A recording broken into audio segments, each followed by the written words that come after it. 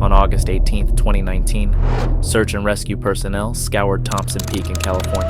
While combing through a concealed trail, they stumbled upon a blue backpack, identified as belonging to Daniel Komins. 1 week later, approximately 6 kilometers away from that spot, a ground search team made a chilling discovery near a ravine: fractured human vertebrae and a shattered pelvis. A cell phone was also recovered near the remains. When investigators accessed the contents of the phone, a disturbing narrative began to emerge. It seemed Daniel had captured evidence of something deeply unsettling, suggesting he may have inadvertently stumbled into what appeared to be Bigfoot's lair. One particular photo on the camera added to the growing sense of horror. Daniel Komins stood 1.75 meters, is approximately 5 feet 9 inches, and 75 kilograms, is about 165 pounds. He was born on April 12, 1985, in La Mesa, California, and spent his childhood and teenage years in Lancaster. He later graduated from the University of California, Santa Barbara. From a young age, Daniel had been obsessed with cryptids, particularly Sasquatch, and had a deep fascination with mysterious creatures. His favorite pastime as a child was sitting in front of the television, watching the Nature and Discovery channels. As an adult, Daniel became a certified emergency medical technician and served with the Blue Lake Volunteer Fire Department. Known for his infectious smile and sharp sense of humor, Daniel was an experienced backpacker and cycling enthusiast. Several months before his disappearance, he had requested a sabbatical, saying he planned to hike in the Alps. According to South Lake Volunteer Fire Department Chief Reisbag, on the morning of August 11th, 2019, Daniel posted a series of photos on Facebook. The caption read, "Just reached Thompson Peak, 9,000 feet up, enjoying a cold beer." He mentioned meeting 4 hikers from the San Francisco Bay Area and helping them reach the summit. In the photo, Daniel wears a sun hat and blue jacket, smiling and sharing snacks with others. Following his usual habit, Daniel meticulously planned his route. Shortly after that post, he called his girlfriend, Callie, assuring her he was safe and that Sapphire Lake was his next stop. That night, she received a message from his GPS device indicating he had reached the area near the lake. August 14th was the day Daniel was supposed to return home, but Callie never saw him again. When she couldn't reach him by phone, she reported his disappearance to the Trinity County Sheriff's Office. That same evening, Daniel's vehicle was found parked at the entrance of a trail leading into the mountains. By August 18th, 12 separate search and rescue teams were combing the area. A helicopter from the California Highway Patrol spotted a blue backpack lying off the main trail, and it was confirmed to belong to Daniel. However, Daniel himself was still missing. The search continued until August 26th, when a breakthrough occurred. A ground team near Sapphire Lake found human skeletal remains in a dense thicket: 2 fractured vertebrae, a shattered pelvis, and bones still bearing muscle tissue and traces of blood. Forensic analysis suggested Daniel died sometime between the evening of August 11th and the early morning of August 12th. One initial theory posited that Daniel may have fallen from a cliff and been partially consumed by wild animals. And the vast distance between the backpack and the remains only deepened the mystery. Moreover, aside from a few bones and the cell phone, no other remains were found.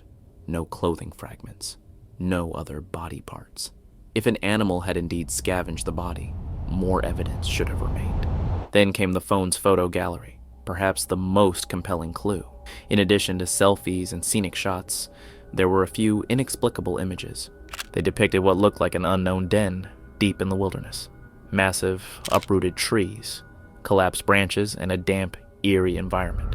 In one particularly chilling image, a hulking, brown-furred creature appeared partially obscured behind a tree.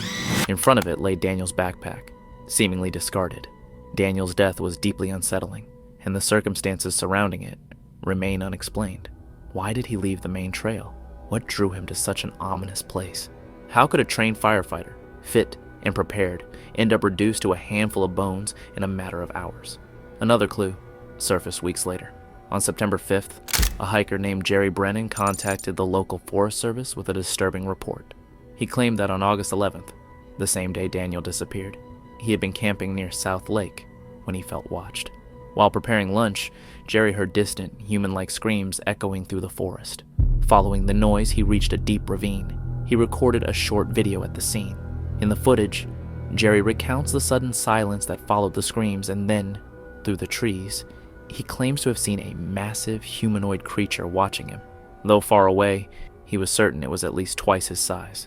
The encounter lasted only seconds, but Jerry said it felt like a lifetime. He fled in panic, rolling and crawling to safety.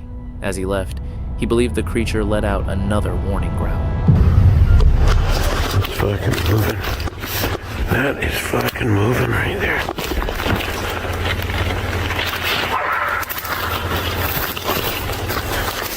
There was something strange about the figure Jerry Brennan claimed to have seen.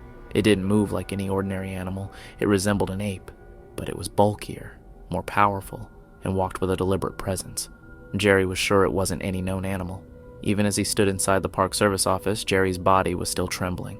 But when he reported this vital clue to the Forest Service, he was told he'd likely just seen a black bear standing upright.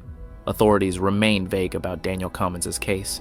The most recent official reports simply state that he died of unknown causes, but online discussions and whispers suggest a much darker truth.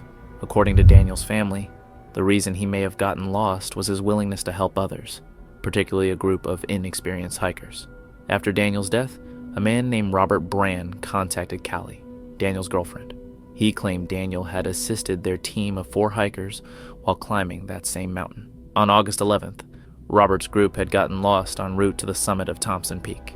That's when they encountered Daniel. After speaking with them, Daniel volunteered to guide the team to the top. They shared food and stories along the way.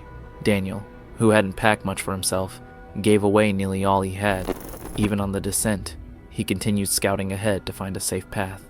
Robert described Daniel as incredibly generous, someone you could immediately trust, especially once they learned he was a firefighter. Before parting ways, Daniel mentioned his plan to head to Sapphire Lake, but said he'd have to take a back route due to his lack of food. When Robert's group offered to share some of theirs, Daniel politely declined, insisting that as beginners, they would need it more. From the available information, several chilling clues begin to form a picture. Northern California has long been a hotspot for Bigfoot sightings.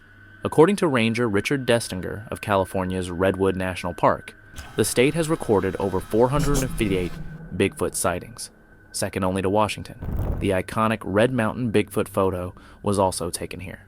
Despite occasional recognition of Bigfoot as folklore, like California's Bill 666, which proposed Bigfoot as the state's official mystery creature and cultural symbol, official agencies have consistently denied any concrete evidence of its existence.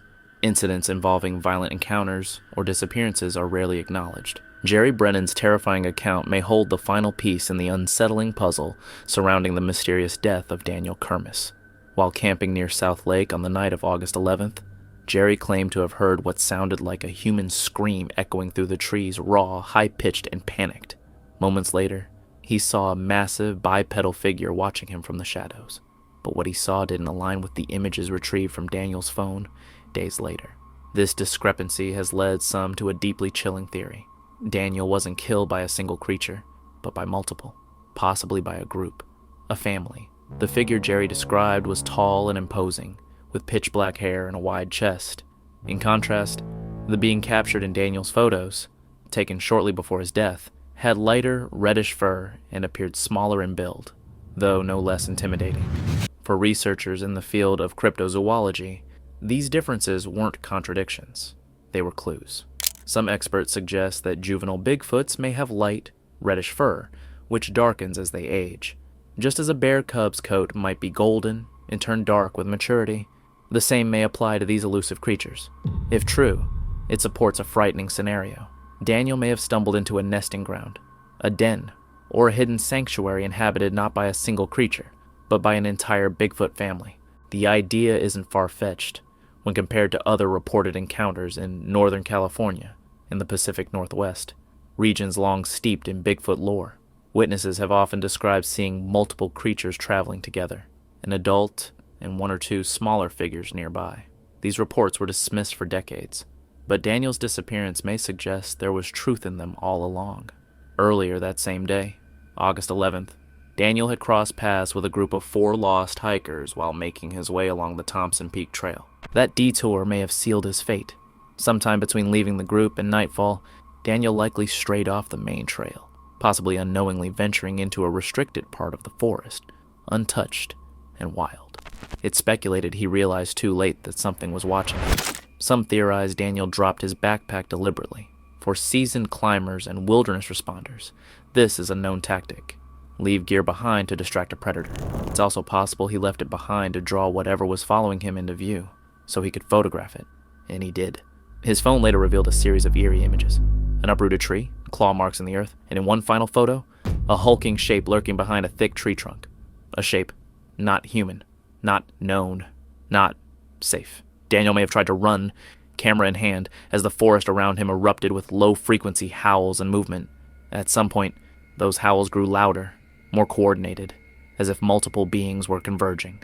The noise might have masked Daniel's footsteps or his final plea for help. But Jerry Brennan heard something that night. A scream, sudden, agonized, human, then silence.